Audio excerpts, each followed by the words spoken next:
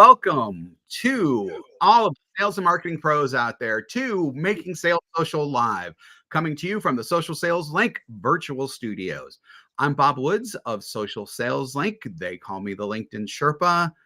They call me Maurice or whatever that line was. I forget what that is. Oh, I have to play that song afterwards. I know, absolutely. Yeah, and now it's stuck in my head. And in the co-host seat, who you just heard, is a fellow SSLer and a LinkedIn and social selling strategist, trainer as coach as well, who is known as the LinkedIn Whisperer. Or sometimes I call her Maurice too, I think. Bryn. Call me Maurice. I Bryn. can't do that. Yeah, I have it in my head, but it won't come out of my mouth. I know. I know. Hi, everyone. Yeah. Bob and I are in a Friday mood.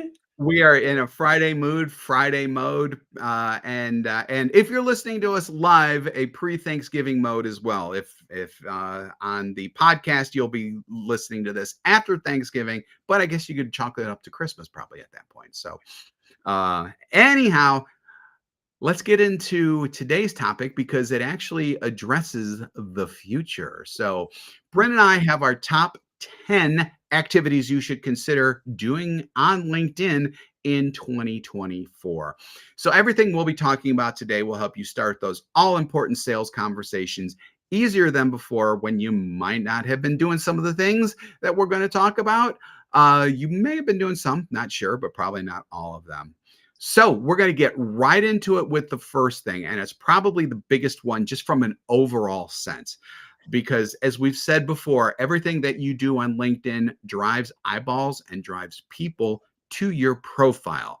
So, and now we're just going to talk, generally speaking, about profile refreshes and why we do it. And then we'll get into a couple of the specific elements. So, Bryn, what do you think about a profile refresh for 2024, just in an overall sense? Well, before we do that, I have one thing to share. As we go through these may be things that you do all the time, but the idea of today is for you to look at each of these and be positioned to make sure that you are entering into 2024 ready. There are rumors of a difficult sales environment, a buyer's environment. I am a very optimistic person, and I think it's going to be awesome. But by putting some of these suggestions in place, it's going to give you that competitive edge. It's going to help you make sure that you are in the right position to attract, teach, and engage the right buyers to have an awesome 2024. So I just want to start with that. Then I'm going to go into profile, which I'm very excited about. And your profile, this is your landing page. And Bob, you are the master at profile. So I'm so excited to hear your thoughts around this. But conceptually or strategically, the goal of the profile is to convert your visitor to a conversation. And I'm going to have Bob go through the elements that do that. But I want you to keep in mind, this is not about you making a sale. This is about you starting a conversation. This is about when someone shows up here that they've learned so much that they know if they take your call, it's going to be well worth their time. So Bob, I'm going to give you the tactics behind this because that's some of your expertise. Sure, absolutely. So of that, 10 that we're talking about, number one was just profile from a general sense. Now we're going to get into some of the nitty gritty. The first one is going to have to do with what we call the top of the fold. So that's your headline, your photo, and your banner. So first things first, really easy one to knock off, your photo should be how you look during the business day. So in other words, if you're wearing a suit in your photo, but you don't look like that during the day, you may want to, maybe just throttle back on that look just a little bit, but make sure that it's what you look like today and not a profile photo from like 5 or 10 years ago when you looked completely different. That's probably the most important thing there. And just make sure that it's zoomed in enough so that people can see what your face looks like, because keep in mind that whenever you see your photo on your profile, that is the largest that you're ever going to see at LinkedIn. It gets sized down to several different sizes beyond that. If if your face is a tiny part of that rather than a significant part, no one's going to be able to see you when it appears elsewhere. The next thing is the banner. So your banner is a very important piece of real estate. Use it wisely. There are so many different things that you can do with banners that we can't really give it justice. The only thing that I could tell you is probably what not to do. A lot of times people just put in like a generic skyline, and unless you're an architect, that may not be the best thing to do. A beach type of thing, that may not be the best thing to do unless you have like a logo there or something like that. Bryn? Yeah, so I'm going to say you can use this banner in so many ways. This is your billboard. If you have an Yeah. event coming up, if you're going to be at a conference, even if you have an online event, this is a great opportunity to leverage that banner like your billboard. So that's what I'm going to add. It's dynamic. It doesn't have to be the same week after week. And make sure it's branded. I believe that you should have, if there's no event coming up, that you've got a great tagline so that people know how you can help them and that it looks like your website and everything else. So you have that consistent branding. Okay. Yep, absolutely. Absolutely. And if you want good examples of that, look at mine or Bryn's profiles, because we both have two very different banners, but yet they're both very effective in what they do.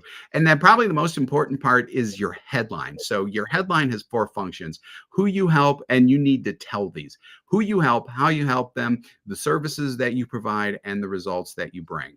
And you got to do that in 220 characters and spaces. So the old, account executive at Acme Widgets Company, that doesn't work. You need to tell people who you are and how you help them, and basically everything that I just listed. Otherwise, they don't have any reason to scroll down and to some of the other sections that we're going to be talking about. So, and again, if you want effective headlines, examples, obviously for our company, but check out Bryn and mine's, because both of ours follow that exact pattern. And it's not a template, it's a pattern, because I do headlines all the time for many different types of companies. It follows the same kind of formula and pattern, but they look different every single time because everyone out there is unique. So don't feel like that this is just a template. It's really not. Awesome. Anything else on profile before we go to number 2? Oh yeah. So next, so item 3 is going to talk about the featured section, and then item 4, we're going to quickly go over the about section and experience. So your featured section should be educational, should lead to either posts about education that you're providing or something preferably on your website. So in other words, don't necessarily post a Forbes article there, because that will take them away from you and will land them on Forbes, and God knows where they're going to go from there. If you have like a blog or something like that on your website that you can point people to, that's much better, because at least they're on a property of yours. So you're not going to lead them away. Think of your featured section as like the produce section of a supermarket. They always keep the freshest and best stuff there that people are interested in. Your featured section is the same thing, and people are interested in education. So make sure that you have the best, freshest educational things in your featured section. Yeah, we always say you've got to show up as a resource. This is one of the best areas to be that resource. So we're going to quickly go through about, and then we're going to go through everything else. So your about section, again, this is where you identify that, hey, I'm the person who can help you. And by you, you're talking about your audience. So you need to attract your audience initially by identifying them and saying the equivalent of the old phrase that I absolutely hate, but I cannot think of a better way to say it: I feel your pain. So you have to identify that what they are feeling, and probably the reason why that they're at your profile. What you do then is you offer some education, offer some tips that they can take away and do on their own without them even having to contact you. Vendor agnostic tips. Yeah. And then from there, you can get a little bit into how you help. And then at the bottom, you can have a call to action. I'm not sure if you're interested in this subject, but if you are, please reach out. If you have a Calendly account, you can put that in there. At least have your email address in there, if nothing else. Phone number is fine unless you're sensitive about having your cell phone number out there. Some people are, some people aren't. I come across both cases all the time. Awesome. So what's next? And listen, you know what? I did not do my homework. And so I apologize, as I don't even know our list. So Yeah. So are we going into content next? Yes, we are. Find new sources to curate content. Awesome. So we have all types of sources. Wait, go ahead. Before we do that, can I talk about the three-legged stool of content? Yes.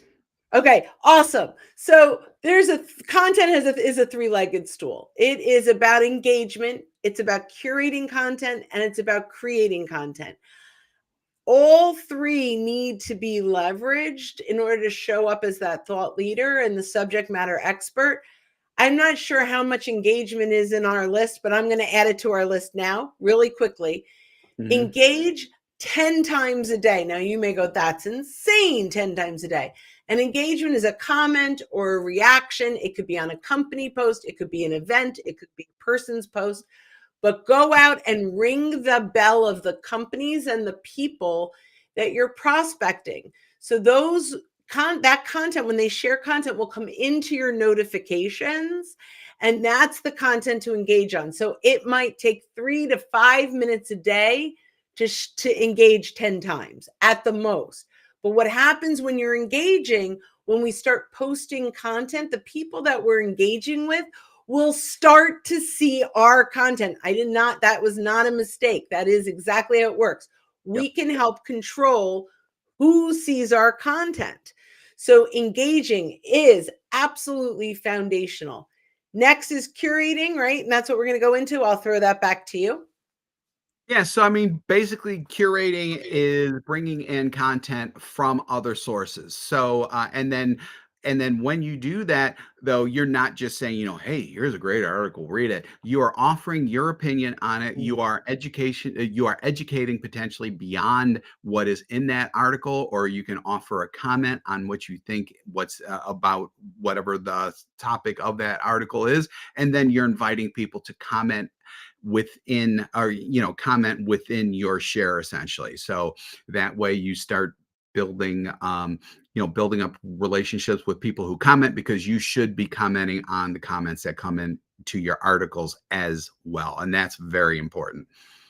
So I'm going to piggyback on that. I'm going to yes and one of the most fabulous things that LinkedIn rolled out in the last year is if you click, some people it's a paper airplane, some people it's an arrow right now at the bottom of your curated content, any piece of content that you share, you can actually share this up to 50 people blind copied.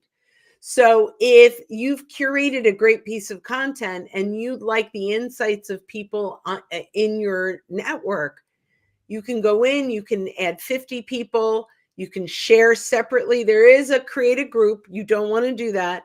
You want to share separately with a little message. And actually, it will become 50 messages inside of your inbox or your messaging. So you'll be able to engage with each of them. This is absolutely foundational for business development and staying on the radar of folks. I'm going to hand it back to you for create, but guys, in 2024, I want you to put this on your radar about reaching out and getting folks to want to engage, getting folks, to excited. And this is where engaging, curating, and now creating content. So I'll throw it back to you to start, and I'll piggyback on your thoughts. Yeah, absolutely. So many people out there are worried about the LinkedIn algorithm. By doing everything that we just said, you not only take the algorithm kind of out of things at that point, but all these actions that you're doing actually helps you with the algorithm, because it sees that you're commenting, that you're commenting on other people's content, which helps you with the algorithm. And several other things that Bryn just said help you with the algorithm. So you're not So you're not depending or dependent on the algorithm, but you are reaping the benefits from the algorithm. I think that that's probably a really Yeah, and I'm gonna rephrase that, reframe that, but that's exactly right. So I'm gonna try to sloganize that. yes. So Let's put a okay, t-shirt on it. when you stop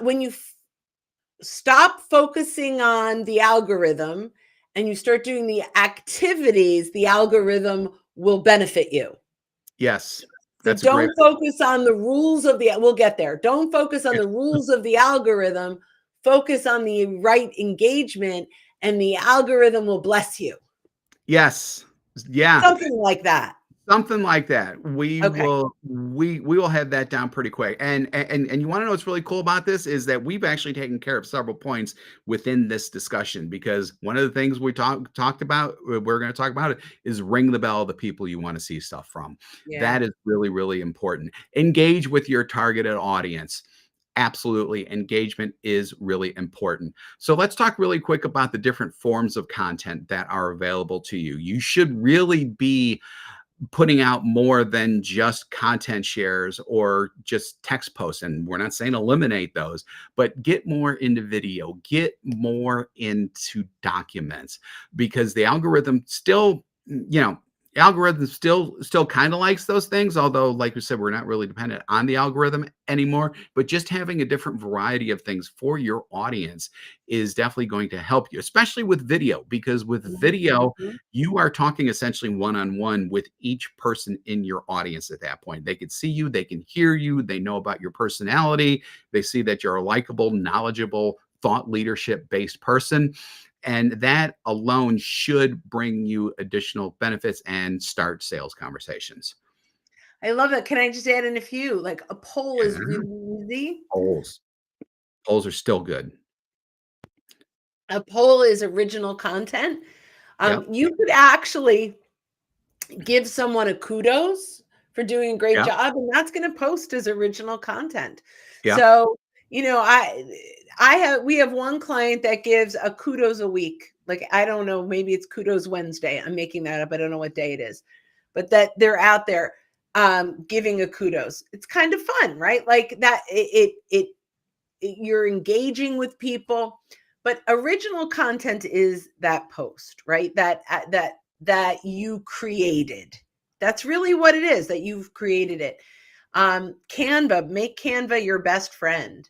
Oh, Yep. hi, our friend Jeff Young is here. Hi, Jeff. He says variety is definitely the spice of life and of content. Obviously, we could not agree more with that. That's awesome. Yeah. And Bob, we work so hard with our clients to create content. And it's not even really hard. It's pretty easy, but don't tell them that. Right. But here, I'm just going to give a quick overview on this, right? Interview yourself. Go ahead, jump on a Zoom. Talk about a subject that you're passionate about, that you're really great. Grab that transcript. Take that transcript into ChatGPT and say, write a LinkedIn post using this transcript only, highlight 5 bullet points, share relevant hashtags, and keep it under maybe 1,000 characters. Because I think you can have up to 2,000. I can't remember exactly. Yeah, but yeah, something like that. But just because you can do something doesn't mean you can do something. So yeah, definitely keep it shorter. Yeah. And you can ask it, add emojis, add bullet points, don't add emojis, right? And it will take your words. There's nothing cheating about this, because you are saying use my transcript only, do not research. And now you have a post. Then you could say, now give me 10 quotes. And now you have quotes that you can put into Canva posts. You can actually say, create an ebook, 10-page ebook out of this, and it will. It's insane how easy today it is to create posts. If you want our Chat GPT, this is off the cuff, Bob. I know I've gone wild. You can't control me. Yeah, It's just, one of those days. So poor Bob. That's okay. No, we're Okay. rolling along doing great. All right, cool. So go to socialsaleslink.com/chatgpt and you could get 101 of our, and they're not even, they're older ones, but we need to update that because, by the way, Bob is brilliant at ChatGPT prompts. So if you need help, come to be our guest at coachings and he can help you prompt engineer. And I'll probably throw in my 2 cents because I can't help myself. Absolutely. We're all getting really good at that. Okay, so original content, just record yourself and use ChatGPT and life is good. Okay. Next. Take inventory of your connections. Yes. Should I start? Handle that. This is you, so you do it. Oh, you're awesome. All right. So you can export your connections, or even in the free LinkedIn, you can search your first degree connections by location, by industry, by title, all kinds of things. So we need to take inventory. Why? 10% on average, 10% of our existing network are people that we'd want to have a conversation with. They might be clients, prospects, referral partners, you name it. It could be any of those folks living in our network now that we're ignoring. And so for 2024, I'm going to bring it back to like the title. For 2024, I want to make sure that by the time January 2nd hits, that you have a complete list of the people you're already connected to that you'd like to have conversations with. And there are lots of ways to start conversations. One of them, and make sure, I'm going to add this, we're going to go back, ring their bells. Go into those folks before 2024 so we're ready, and ring the bells of the 10% of the people in your network that you want to engage. And come up with a little, like, what kind of content do I want them to vote on polls? What am I going to do to re-engage them and get a conversation going? Absolutely. 100%. So, so we're going to wrap things up with our last point because it's a real simple one. We've thrown a lot of stuff at you. We know we've thrown a lot of stuff at you. No matter what you do, keep showing up. If there's nothing else that you do, keep showing up. Try to implement some more of these things as we go along. If you're like, oh my God, I have no idea how I'm going to do all this stuff, we have an ebook called The Day in the Life of a Social Seller, which walks you through step-by-step daily and weekly activities that you need to undertake to start sales conversations by using social selling. That is available at socialsaleslink.com/day, D-A-Y, socialsaleslink.com/day. That is up if you're live with us right now. If you are on the podcast, we will make sure that address is in the show notes. Download that. That will take you so far in terms of not only seeing how to do it, but to look at this and realize that this is not as difficult as it may seem like. And I think that that's really, really important to know. Even if you're not doing everything, if you're doing some of these things, you're already way ahead of the crowd. And you will start to stand out more. You may get some stuff immediately, don't know, but as you keep going, you will definitely see benefits from this. I mean, we're 6 weeks to 2024 right now as we're recording this. By the time you listen to it on podcast, we may be in 2024 or very close. Not quite, but close, right? Well, they could watch it next year. Who knows? Anyway, true. Good point. But the point of this is we need to get this competitive edge in 2024. We need to make sure that we are doing everything we can to bring value to our network so that we are seen as subject matter experts and the vendors of choice. That is a fantastic way to end this episode. So thanks again for joining us on Making Sales Social Live. If you're with us live on LinkedIn, YouTube, Twitter, Facebook, or X, the weird network that was formerly known as Twitter right now, we do this every week. So keep an eye out for our live sessions. If you're listening to us on our podcast, go ahead and hit that subscribe or follow button if you already haven't. If you want more info on our podcast, it's at socialsaleslink.com/podcast. We do 2 shows weekly. this one that you're listening to right now, and our Making Sales Social interview series, where we talk with leaders and experts in sales, marketing, business, and many more areas. And we've got some great people coming up too. I'm interviewing a couple people I'm really excited about. So when you are out and about, be sure to make your sales social. Thanks, everyone. Have a great day. And if you're with us live, also have a great